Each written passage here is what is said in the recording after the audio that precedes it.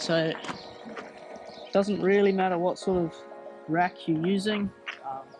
This is the pretty standard 2-prong rack.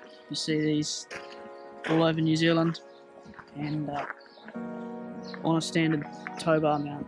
So this is a fairly standard bike, nothing stupidly heavy, all probably about 15 kilos thereabouts, and I don't need to put much pressure on that, just start bouncing.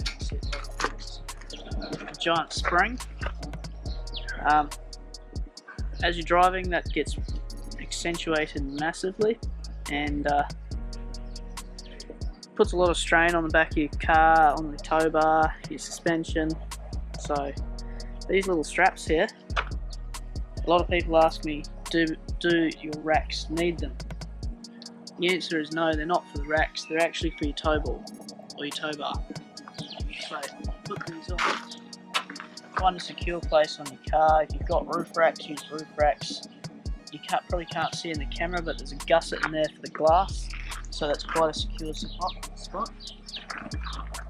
If you just use one strap for your rack, like this, it definitely helps. It takes a lot of the bounce out of it, as you can see. However, it still moves a lot from side to side. You still get a lot of side to side movement. If you've got two straps, you want to put them as far apart as you can on this style of rack. Do these up, pull them up nice and tight, take the slack out of the tow ball.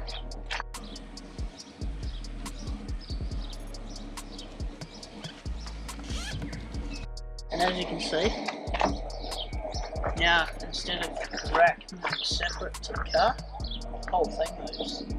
You bounce the rack up and down.